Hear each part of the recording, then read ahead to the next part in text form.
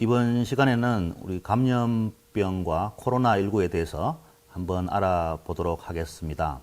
이 순서는 우리나라 감염병의 역사를부터 시작해서 또 우리가 또 감염병에 대해서 알고 있으려면 또 기초, 일반적인 지식, 또 현재 코로나19의 어떤 특성, 우리나라 이제 K방역으로 대표되는 국가 방역 체계에 대해서 우리 간략하게 이런 부분들을 이제 알고 전문적으로 가는 어떤 그런 과정이 되겠습니다.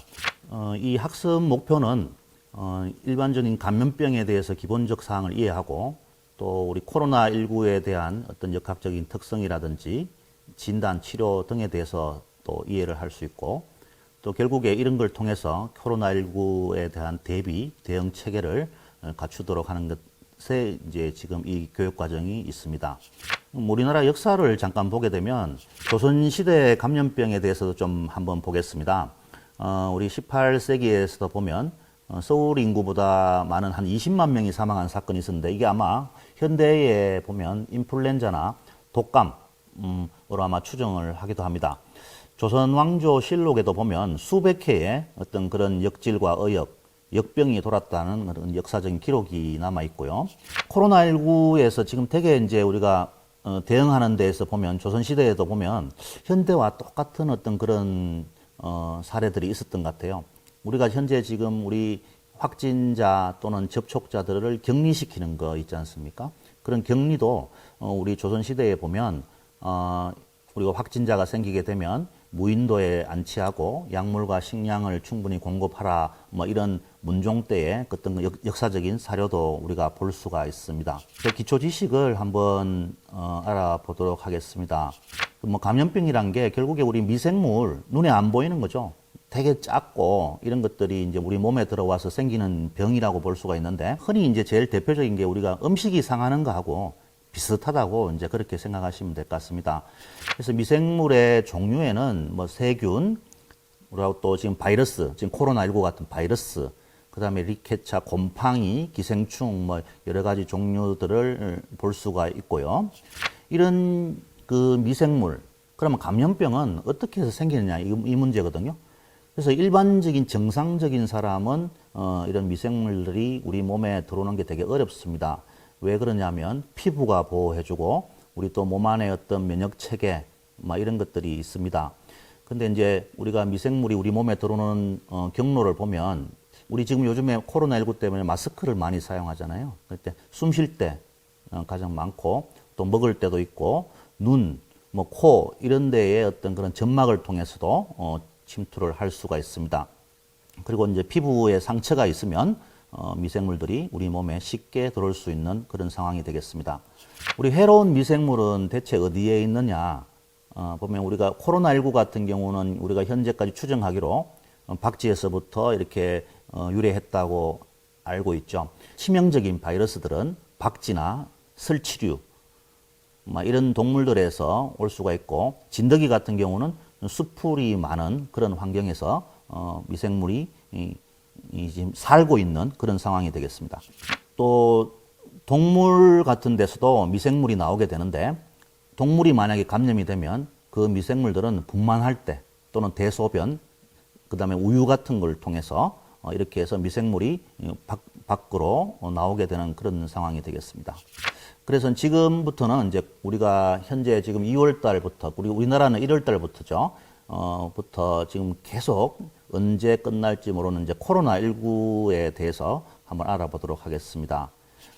우리가 지금 이제 코로나19에서 좀 대표적으로 우리가 자가격리라는 걸 우리가 알 수 있습니다. 자가격리라는 게 있는데 이 자가격리가 그러면 우리가 이 감염병 확산에서 또 어떠한 역할을 하는지가 이제 이런 6개의 어떤 그런 사슬, 체인으로 우리가 설명을 할 수 있습니다. 우리 병원체가 있고 또 그 병원체를 가지는 물 또는 동물 또 사람이라는 병원소가 있고요.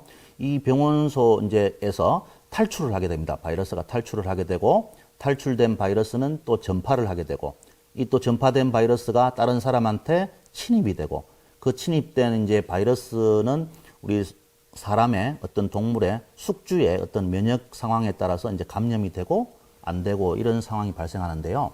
이게 이제 자가격리라는 거는 결국에 보시면 이런 우리가 병원소, 우리가 이제 병원체가 이제 살고 있는 우리가 동물 또는 물, 뭐 이런 어떤 환경이 되겠는데, 이 병원소를 잘 격리를 해주면 결국에 제일 처음으로 확산을 막는데 되게 기여를 하는 어떤 그런 요소가 되겠습니다.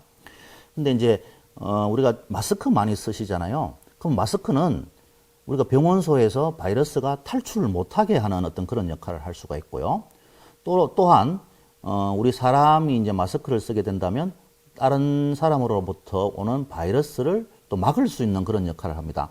그렇기 때문에 이 감염, 이 사슬, 이 체인을 끊을 수가 있다는 그런 이론이 되겠습니다. 그래서 이제 거리두기도, 사회적 거리두기도 이 비말이 날아가는 걸 보세요. 우리가 뭐 2m, 1m 하는 이제 개념이 이제 여기서 나오게 되는데요. 한 6피트, 뭐, 그럼 한 2m 정도 되고, 3피트 뭐, 이렇게, 1m 정도 되는데, 일반적으로 우리가 현재 코로나19 같은 경우는 비말이기 때문에요.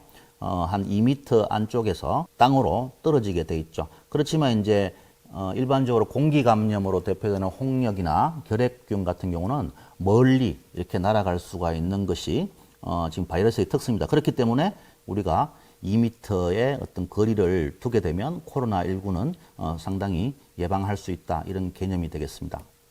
그래서 코로나19는 이제 바이러스인데요. 이 코로나 바이러스라는 게 이름이 그 영어인데, 코로나 바이러스가 이게 왕관 모양으로 이렇게 쪽쪽쪽 나와 있는 이제 이런 모양을 코로나라고 이야기하거든요. 그래서 코로나 바이러스인데, 이 정확한 명칭이 중요합니다. 이게 우리나라에서는 코로나19로 이렇게 이해하시고 있으면 되겠고, 이 코로나 바이러스는 뭐 여러 이제 종류가 있는데, 그 중에서 이제 사람한테 영향을 미치는 그런 코로나 바이러스는 현재까지 이제 요거 코로나19 포함해서 한 7종류가 있는 것으로 알고 계시면 될 것 같고요. 일반적인 특성인데, 지금 이제 뭐 동물로 추정하고 있습니다. 우리 아까 전에 이제 어디서 이 코로나 바이러스, 그 코로나19가 왔느냐, 이럴 때 이제 우리가 이제 박쥐로 지금 추정하고 있습니다. 추정하고 있고, 이 전파 경로는 주로 이제 비말이죠. 기침으로 하는 침을 통해서 이제 전파가 되는 그런 상황이 되겠습니다. 그렇기 때문에 아까 바로 전에도 이야기 드렸지만 2m 정도의 거리를 자꾸 두라 그러죠. 이 비말은 침이 튀는 거리를 한 2m 정도로 보고 있는 겁니다. 주로 이제 밖에 야외 활동보다는 어떤 가족 간에 또는 하는 집단 생활, 의료기관 내에서의 어떤 그런 감염 확산이 잘 될 수 있다, 이제 이런 개념이 되겠고요. 우리 밑에 있는 전염력이라고 있습니다. R0 또 R노트라 그러겠는데, R0 값 자체가 1.4에서 2.5거든요. 이게 무슨 의미냐면, 한 사람이 감염이 되고 그 다음 세대에 보면 몇 사람이 감염이 될까? 그러면 내가 감염이 되면 그 다음번에는 한 1.4명 또는 2.5명 정도가 감염이 될 수 있다, 이제 이런 뜻입니다. 잠복기는 우리가 잘 알다시피요, 이제 뭐 하루 이틀 될 수도 있고요. 잠복기란 게 내 몸에 균이 들어와서 내가 열이 나거나 기침이 나는 어떤 그런 때까지 걸리는 시간이거든요. 이게 이제 하루 이틀이 될 수도 있고, 지금 이제 최장은 되게 길 수도 있죠. 그러나 평균적으로 우리가 1일에서 14일 정도를 보고 있습니다. 평균하면 한 5일에서 7일 정도가 되겠죠. 우리 코로나19는 뭐 기본적으로 열 나고, 기침 나고, 호흡곤란 나고, 그 다음에 폐렴이 생기고, 막 이런 것들이 코로나19의 일반적 특성이 되겠습니다. 치명률이 되게 좀 관심이 있을 텐데요. 우리나라 같은 경우는 지금 뭐 100명이 걸리면 1.6명 정도가 이제 사망하는 것으로 되어 있고요. 그 이 1.6% 같은 경우는 이제 전 세계가 지금 3.1%인데요. 저 유럽 쪽으로 가면 뭐 10%대까지 가는 곳도 있고, 그래서 우리나라 치명률은 좀 낮은 편으로 이제 그렇게 되고 있습니다. 또 어려운 게 코로나19가 우리가 많이 언론에서 보셨겠지만 무증상, 걸리더라도 아무 증상이 없는 그런 사람들이 많다는 거죠. 이게 많게는 뭐 7, 80%까지 있다 그러는데, 이거는 좀 앞으로 더 연구가 돼야 되는 부분이겠지만 우리나라도 한 30% 정도는 무증상이 있다고 이야기하고 있습니다. 많이 아시겠지만 사스나 메르스, 코로나19 같은 우리 여러 가지 이제 유행이 있었죠. 그 중에서 지금 이제 코로나19는 어떤 특성을 가졌느냐 보니까, 예전에 우리가 사스나 메르스 이런 이제 유행 때보다는 치명률은 낮은 것 같아요. 걸리더라도 이제 어떤 사망하거나 이런 사례들은 적은데 이 사스나 메르스보다는 훨씬 더 전파가 잘 되는 어떤 그런 특성을 가지는 게 코로나19인 것 같습니다. 뭐 결국에 사스, 메르스, 코로나19 지금 다 백신도 없고 치료제도 다 없다고 보시면 되는데 재밌는 거는 다음 슬라이드인데 이런 사스, 메르스, 그 다음에 코로나19 전부 다 이런 것들이 이제 박쥐에서 좀 기원하는 그런 특성을 가지고 있습니다. 그래서 박쥐도 우리나라에 이제 뭐 이런 박쥐들이 지금 뭐 있을 수도 있고 지금 해외에는 주로 이제 이런 박쥐들에 의해서 사스, 메르스, 에볼라 이런 게 이제 유행을 하게 되는 것입니다. 이 박쥐가 우리가 알고 있는 나쁜 바이러스들은 대부분 이 박쥐들이 가지고 있다고 보시면 되겠습니다. 그래서 박쥐의 특성 때문에 그렇겠죠. 국외 발생 동향을 보면요. 또 어제까지 해서 한 3천만 명 정도가 지금 감염이 됐고, 그 중에 지금 사망자는 한 100만 명에 가까운 어떤 그런 사정이 되겠습니다. 지금 감염이 이제 많이 된 곳들 보면, 넓은 지역들 있잖아요. 그 위쪽에 뭐 저기 러시아, 또 그 다음에 우리 미국이나 캐나다, 밑에 남미 이쪽에 보면 상당히 지금 많이 확진자가 발생하고 있는 그런 상황이 되겠습니다. 예전에는 우리가 중국과 한국을 중심으로 하는 지역에서 처음에 발생을 했습니다. 그런데 이제 시간이 지나면서 미국에서 이제 압도적으로 많이 발생을 하게 되는 거죠. 저기 아메리카 대륙에서요. 또 북아메리카, 남아메리카 뭐 이런 걸 통해서 이제 많이 발생을 하다가 현재는 지금 좀 미국 쪽에서 조금 잠잠해진 어떤 그런 상황인데요. 오히려 이제 유럽에서 지금 이제 좀 증가하는 그런 상황이 되겠고, 제일 우리가 우려되고 있는 것은 우리하고 제일 가까운 동남아시아가 있습니다. 동남아시아 쪽에는 처음에 우리나라가 발생할 때는 거의 발생을 안 했죠. 잘. 그러다가 지금 최근에 들어오면서 우리가 인접한 거래가, 왕래가 많은 어떤 동남아시아 쪽에서 상당히 지금 증가하고 있어서 인접한 국가에서의 항상 유행은 우리나라를 좀 위협하는 그런 이제 어떤 상황이 되겠죠. 그래서 좀 상황이, 외부 환경이 좀 안 좋은 그런 상황이 되겠습니다. 뭐 요거는 각 대륙에서의 어떤 그런 발생 사항을 보여드리는 건데, 미국이나 캐나다, 남미 이쪽은 어느 정도 지금 좀 감소하고 또는 지금 수준이 정체되어 있는 그런 사정인 것 같습니다. 오렌지색으로 이제 붉은색 쪽으로 갈수록 이게 되게 이제 우리가 감염이 많이 되어 있다는 그런 뜻이거든요. 그럼 예를 들면 지금 인도라든지 또 미국이라든지 프랑스, 스페인 이런 쪽에 보면 일단 검사를 하면 많이 확진이 되는 어떤 그런 사정이 되겠습니다. 그 반면에 이제 우리나라 같은 경우는 검체를 많이 이렇게 하더라도 감염자, 확진자가 발생이 덜하는 그런 이제 푸른색 계열로 이렇게 진행이 되고 있는 그런 상황을 보여주고 있습니다. 국내 발생 동향입니다. 지금 이제 처음에 우리 대구, 경북을 중심으로 하는 어떤 그런 유행 이후에 지금 8월 달에 어떤 8.15를 기점으로 해서 큰 유행이 한번 있었고, 지금은 어느 정도 좀 이렇게 감소하고 있는 그런 추세에 있습니다. 특히 이제 이 8월 15일을 기점으로 하는 어떤 그런 유행에서는 서울, 경기 수도권을 중심으로 많이 이제 발생을 했고, 이 서울 또 그 다음에 인천, 경기 지역을 보시게 되면 예전에 우리 2, 3월 달에 대구, 경북에 유행할 때와는 달리 큰 이렇게 증가가 보이고 있습니다. 국내 지역별 발생 현황은 지금 예전에는 뭐 이렇게 대구 지역하고 경북 지역이 뭐 다른 지역에 비해서 거의 압도적으로 많이 발생을 했지만, 현재 보면 서울도 한 5천 건이 되고 경기도 한 4천 건 정도로 돼서, 대구는 물론 이제 지금 7천 건 정도로 뭐 가장 많지만 앞으로 이제 계속 수도권에서 발생하게 되면 증가할 것으로 그렇게 보고 있습니다. 국내 확진자의 이제 성별 연령별 분포인데요. 보통 이제 이 어떤 연령대에서 많이 걸리느냐, 이제 이거 보면은 처음에 이제 우리 대구 경북에서 많이 발생할 때 20대를 중심으로 많이 발생을 했고, 지금도 이제 활동력이 많은 어떤 20대가 가장 많은 확진자를 차지를 하고 있습니다. 그 걱정을 해야 되는 건 60세 이상이 과연 얼만큼 이렇게 많이 감염이 되느냐, 이게 되게 중요한데요. 지금도 요양시설하고 또 요양기관에서 이제 지금 종사를 하고 계시는데, 보시게 되면 만만치가 않습니다. 이게 인구 10만 명당 발생률을 보게 되면 거의 50명을 넘고 있는 그런 상황이기 때문에 훨씬 지금 보면 30대, 40대보다는 훨씬 많이 어르신들이 감염이 되고 있는 그런 상황이 되겠습니다. 그런 상황 때문에 국내 사망자를 보시게 되면 80세 이상이 가장 많이 차지하고 있는데 우리가 이제 흔히 이제 60세를 기준으로 잡죠. 60세 이상이 거의 95%를 차지하고 있습니다. 국내 사망자에서.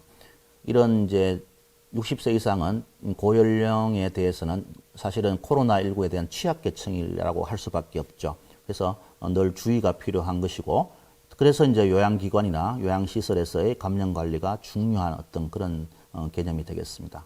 국내 확진자 감염 경우 왼쪽에 있는 이 그림 같은 경우는 이제 전체적인 이제 국내 확진자인데 보통 이제 처음에는 이제 신천지 관련으로 해서 5,000명 정도 되는 게 거의 압도적이었습니다. 그런데 이제 시간이 지나면서 기관이나 시설이나 이런 데서 집단 발병이 생기는 거죠. 그래서 지금 현재는 집단 발병이 가장 많은 부분을 차지하고 있고요. 오른쪽에 있는 부분은 지금 최근 2주간의 어떤 그런 발생입니다. 이게 선행 확진자 접촉이니까 이게 지역사회의 어떤 그런 접촉이죠. 지역사회에서 발생한 어떤 그런 것들이고, 이 조사 중이란 게 되게 의미가 있습니다. 이 조사 중이란 게 현재 감염 경로가 좀 불분명한 어떤 그런 사례가 되겠죠. 그래서 이런 조사 중인 사례들이 끝까지 조사 중인 어떤 사례로 남게 되면 감염 경로가 불분명한 것으로 해서 사실은 지역사회에 좀 이렇게 많이 확산이 됐다는 어떤 그런 의미로 가질 수가 있겠습니다. 이거는 이제 지금 현재 상황에서 그러면 이런 코로나19의 어떤 그런 유행에서 되게 중요한 게 학교를 이제 문을 열 것이냐 말 것이냐 이게 되게 중요한데요. 지금 이제 이걸 보시게 되면 이게 주로 이제 파란색 쪽은 전부 이제 학교가 오픈되어 있는, 열려 있는 학교고요. 붉은색 쪽은 좀 이렇게 부분적으로 학교가 열려 있는 나라들인데, 요게 불과 한두 달 전에는 거의 지금 학교가 닫혀 있는 그런 상황이었습니다. 우리나라하고 유럽의 몇 개 국가하고만 이제 학교가 오픈되어 있는, 그러니까 학교가 문을 열었던 그런 상황인데, 우리나라 이제 방역이 K방역이라고 이제 하지만, 학교를 또 문을 열게 한 어떤 그런 역할도 하였습니다. 그래서 국가 방역 체계를 잠깐 보시겠습니다. 이제 이 국가 방역 체계인데 이게 이제 우리가 막 접촉자를 막 찾아내고 역학조사를 해서 격리를 시키고 막 이렇게 하잖아요. 또 이제 뭐 사회적 거리도 두기 하자 막 이렇게 많이 하는데, 제가 이제 처음에 말했던 어떤 강력한 역학조사를 해서 접촉자를 구분하고 또 이 접촉자를 자가격리 시키고 빨리 검사를 해서 확진자를 찾고 막 이런 어떤 정책은 사실은 초기에, 유행 초기에서 이제 이렇게 시작이 되는 거고요. 결국에 큰 우리 감염병 유행에서는 없앨 수는 없습니다. 이걸 종식시킨다는 말은 없습니다. 종식시킨다는 말이 아니고 이 유행의 크기를 좀 줄여서 아주 높이 올라가는 어떤 그런 유행을 크기를 좀 줄여서 우리가 그 유행에 이제 예를 들면 환자들이 많이 발생하면 병상도 필요하고 의료기기도 필요하고 약도 필요하기 때문에 이 유행을 줄여서 이걸 준비하는 시간을 갖자는 게 사실은 이 국가의 큰 틀입니다. 그래서 처음에는 접촉자를 막 이렇게 관리하고 막 검사하고 확진하고 막 이런 어떤 그런 정책이 효과적이죠.